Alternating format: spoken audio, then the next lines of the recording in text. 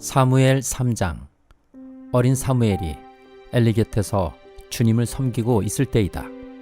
그때에는 주님께서 말씀을 해주시는 일이 드물었고 환상도 자주 나타나지 않았다. 어느 날 밤 엘리가 잠자리에 누워있을 때였다. 그는 이미 눈이 어두워져서 잘 볼 수가 없었다. 사무엘은 하나님이 궤가 있는 주님의 성전에서 잠자리에 누워 있었다. 이른 새벽 하나님의 등불이 아직 환하게 밝혀져 있을 때에 주님께서 사무엘아, 사무엘아 하고 부르셨다. 그는 제가 여기 있습니다 하고 대답하고서 곧 엘리에게 달려가서 부르셨습니까? 제가 여기 왔습니다 하고 말하였다. 그러나 엘리는 나는 너를 부르지 않았다.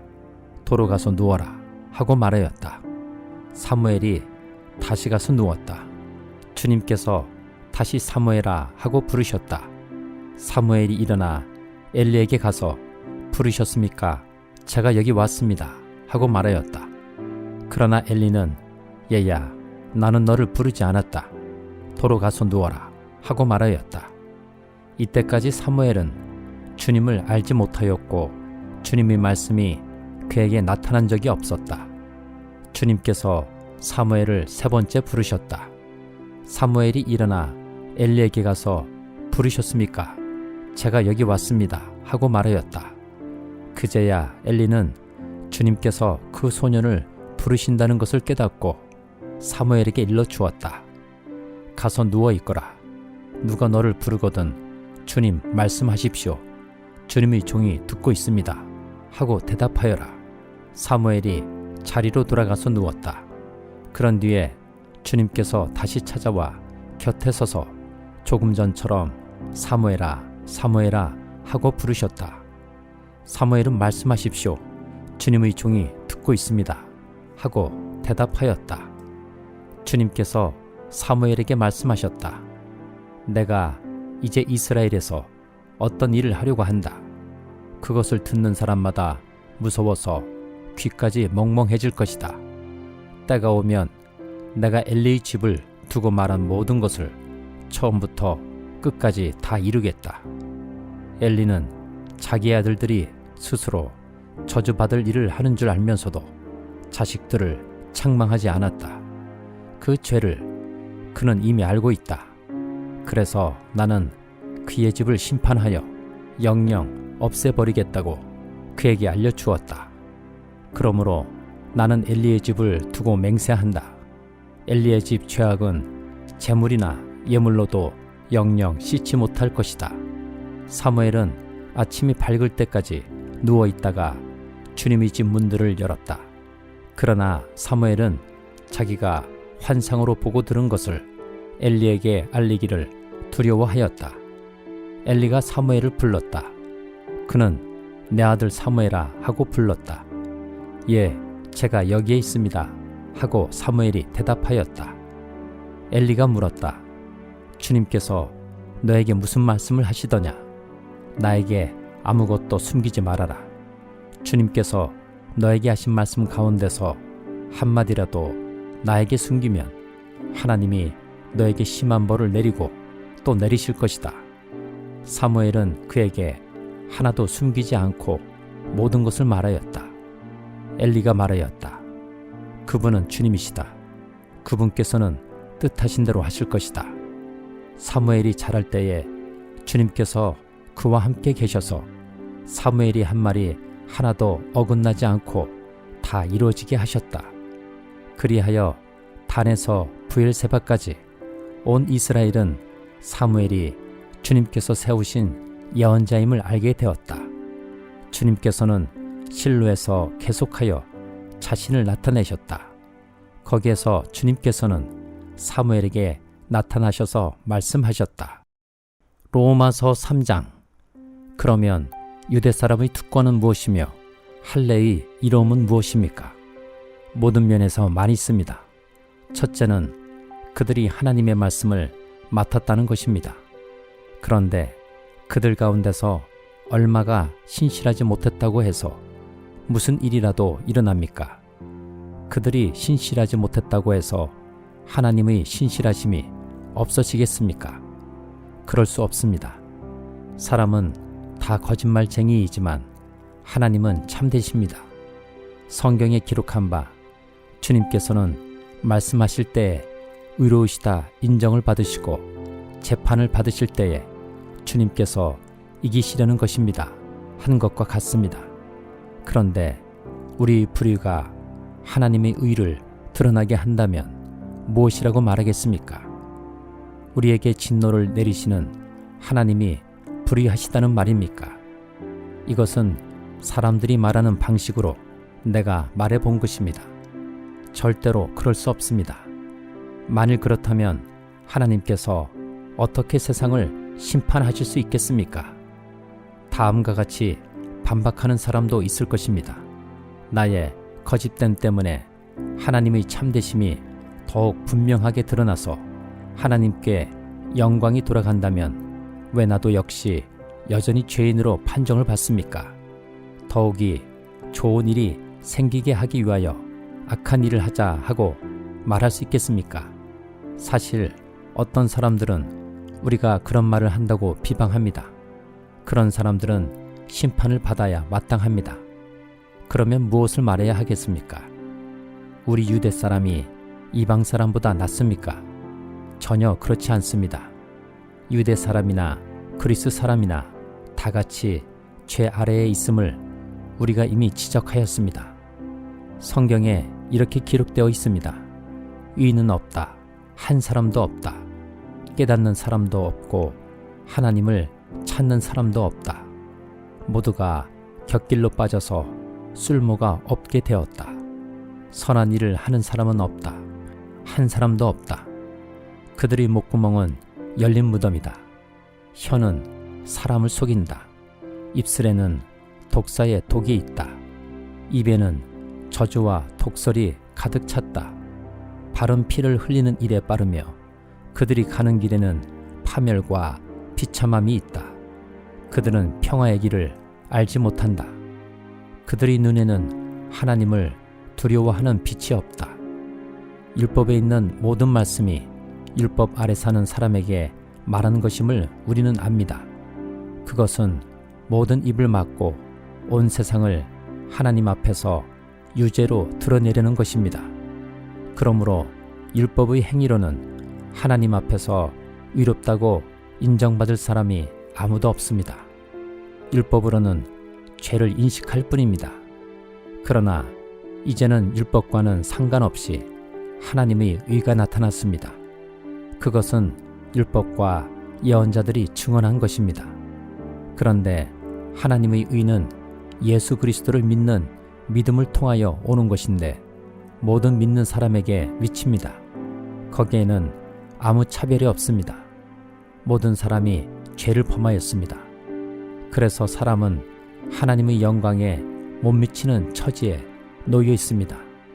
그러나 사람은 그리스도 예수 안에서 얻는 구원으로 말미암아 하나님의 은혜로 값없이 위롭다는 선고를 받았습니다. 하나님께서는 이 예수를 속죄 제물로 내주셨습니다. 그것은 그의 피를 믿을 때에 유효합니다. 하나님께서 이렇게 하신 것은 사람들이 이제까지 지은 죄를 너그럽게 보아주심으로써 자기의 의를 나타내시려는 것이었습니다. 하나님께서 오래 참으시다가 지금 이때에 자기의 의로우심을 나타내신 것은 하나님은 위로우신 분이라는 것과 예수를 믿는 사람은 누구나 위롭다고 하신다는 것을 보여주시려는 것입니다. 그렇다면 사람이 자랑할 것이 어디 있습니까? 전혀 없습니다. 무슨 법으로 위롭게 됩니까? 행위의 법으로 됩니까? 아닙니다. 믿음의 법으로 됩니다. 사람이 율법의 행위와는 상관없이 믿음으로 위롭다고 인정을 받는다고 우리는 생각합니다. 하나님은 유대 사람만의 하나님이십니까? 이방 사람의 하나님도 되시지 않습니까? 그렇습니다. 이방 사람의 하나님도 되십니다. 참으로 하나님은 오직 한 분뿐이십니다. 그러므로 하나님께서는 할례를 받은 사람도 믿음을 보시고 위롭다고 하시고 할례를 받지 않은 사람도 믿음을 보시고 위롭다고 하십니다. 그러면 믿음으로 말미암아 우리가 율법을 폐합니까? 그럴 수 없습니다. 도리어 율법을 굳게 세웁니다. 예레미야 42장.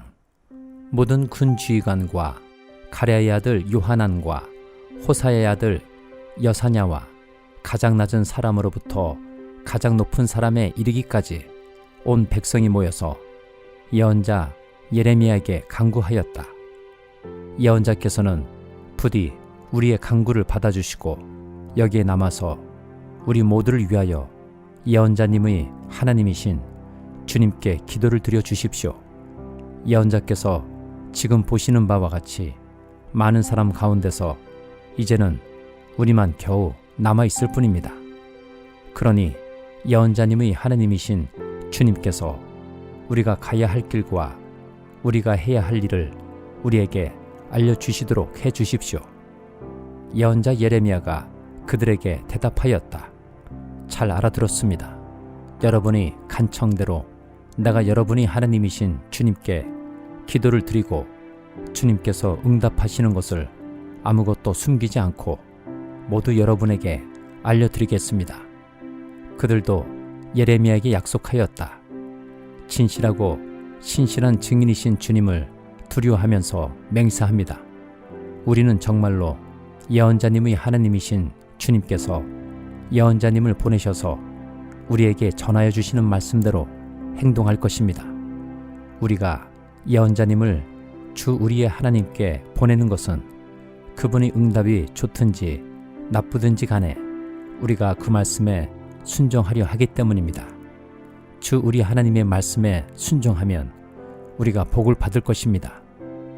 열흘이 지난 뒤에 주님께서 예레미야에게 말씀하셨다. 예레미야가 가랴의 아들 요하난과 그와 함께 있는 모든 군지휘관과 가장 낮은 사람부터 가장 높은 사람에 이르기까지 온 백성을 부르고 그들에게 이렇게 말하였다. 여러분이 나를 주 이스라엘이 하나님께 보내서 여러분의 간구를 전하게 하였습니다. 주 이스라엘이 하나님께서 이렇게 말씀하셨습니다. 너희가 이 땅에 그대로 머물러 살면 내가 너희를 허물지 않고 세울 것이며 내가 너희를 뽑지 않고 심겠다. 내가 너희에게 재앙을 내렸으나 이제 내가 뜻을 돌이켰다. 너희가 지금 두려워하고 있는 그 바빌로니아 왕을 두려워하지 말아라. 내가 너희와 함께 있으면서 너희를 구원하여 주고 그의 손에서 너희를 건져내려고 하니 너희는 그를 두려워하지 말아라. 나 주의 말이다. 내가 너희에게 자비를 베풀어서 바빌로니아 왕이 너희를 불쌍히 여겨 너희를 고향 땅으로 되돌려 보내게 하겠다. 그런데도 너희가 나 주 너희 하나님의 말에 순종하지 않고 이 땅에 머물러 살지 않겠다는 것이냐? 그것만은 안 되겠다는 것이냐? 오직 이집트 땅으로 들어가야만 전쟁도 겪지 않고 비상나팔 소리도 듣지 않고 먹을 것이 없어서 굶주리지 않아도 되니 그리로 가서 거기에서 살겠다는 것이냐? 유다의 살아남은 자들아, 너희는 이제 나 주의 말을 들어라. 나 만군의 주 이스라엘의 하나님이 말한다. 너희가 이집트로 들어가려고 하고 그곳에서 살려고 내려가면 너희가 두려워하는 전쟁이 거기 이집트 땅으로 너희를 쫓아갈 것이며 너희가 무서워하는 기근이 거기 이집트에서 너희에게 붙어 다닐 것이다. 너희는 거기에서 죽을 것이다. 마침내 이집트 땅에서 머물려고 그곳으로 내려가기로 작정한 모든 사람은 거기에서 전쟁과 기근과 연병으로 죽을 것이다. 내가 그들에게 내리는 재앙에서 아무도 벗어나거나 빠져나가지 못할 것이다. 나 만군의 주 이스라엘의 하나님이 말한다. 너희가 이집트로 들어갈 경우에는 내가 예루살렘 주민에게 큰 분노를 쏟아부었던 것처럼 너희에게도 나의 분노를 쏟아붓겠다. 그러면 너희는 원망과 놀라움과 저주와 조소의 대상이 되고 다시는 이곳을 볼 수 없을 것이다. 유다의 살아남은 여러분, 주님께서 여러분에게 이집트로 가지 말라고 말씀하셨습니다. 여러분이 분명히 아시는 대로 나도 오늘 여러분에게 같은 경고를 하였습니다. 여러분은 나를 여러분의 하나님이신 주님께 보내면서 나에게 간구하였습니다. 주 우리의 하나님께 우리를 위하여 기도를 드려 주십시오. 그리고 주 우리의 하나님께서 말씀하시는 것이면 무엇이든지 우리에게 알려주십시오. 우리가 그대로 실천하겠습니다. 하고 간구하였습니다. 그러나 여러분은 이 일로 치명적인 실수를 저질렀습니다. 나는 오늘 여러분에게 이 모든 것을 다 알려드렸습니다. 그런데 여러분은 나에게 청해서 여러분이 하나님, 주님의 말씀을 들었는데도 그대로 따르지 않았습니다. 그러므로 이제 여러분이 가서 정착하기를 바라는 그곳에서 전쟁과 기근과 연병으로 죽는다는 것을 확실히 알아두십시오. 시편 17장. 주님, 나의 진실을 변호하여 주십시오. 이 부르짖는 소리를 들어주십시오. 거짓없이 드리는 나의 기도에 귀를 기울여 주십시오. 주님, 친히 너는 죄가 없다고 판결하여 주십시오. 주님의 눈으로 공평하게 살펴보아 주십시오. 주님께서는 나의 마음을 시험하여 보시고 밤새도록 신문하시며 샅샅이 캐어보셨지만 내 잘못을 찾지 못하셨습니다. 내 입에서 무슨 잘못을 발견하셨습니까? 남들이야 어떠했든지 나만은 주님께서 하신 말씀을 따랐기에 약탈하는 무리 길로 가지 않았습니다. 내 발걸음이 주님의 발자취만을 따랐기에 그 길에서 벗어난 일이 없었습니다. 하나님, 내가 주님을 부르니 내게 응답하여 주십시오. 귀 기울이셔서 내가 아뢰는 말을 들어주십시오. 주님의 미쁘심을 크게 드러내 주십시오. 주님께로 피하는 사람을 오른손으로 구원하여 주시는 주님, 나를 치는 자들의 손에서 나를 건져 주십시오. 주님의 눈동자처럼 나를 지켜주시고 주님의 날개 그늘에 나를 숨겨주시고 나를 공격하는 악인들로부터 나를 지켜주십시오. 나의 생명을 노리는 원수들이 나를 둘러싸고 있습니다. 그들의 몸뚱이는 기름기가 번드르르 흐르고 그들의 입은 오만으로 가득 차 있습니다. 마침내 그들이 나를 뒤따라와 애워싸고 이 몸을 땅바닥에 메어치려고 노려봅니다. 그들은 찢을 것을 찾는 사자와 같고 숨어서 먹이를 누리는 기운 센 사자와도 같습니다. 주님, 일어나십시오. 그들을 대적하시고 굴복시키십시오. 주님께서 칼을 드셔서 악인에게서 나의 생명을 구하여 주십시오. 주님, 이 세상에서 받을 몫을 다 받고 사는 자들에게서 나를 구해 주십시오. 주님께서 몸소 구해 주십시오. 그들은 주님께서 쌓아두신 재물로 자신들의 배를 채우고 남은 것을 자녀에게 물려주고 그래도 남아서 자식의 자식들에게까지 물려줍니다. 나는 떳떳하게 주님이 얼굴을 뵙겠습니다. 깨어나서 주님이 모습 배울 때에 주님과 함께 있는 것만으로도 내게 기쁨이 넘칠 것입니다.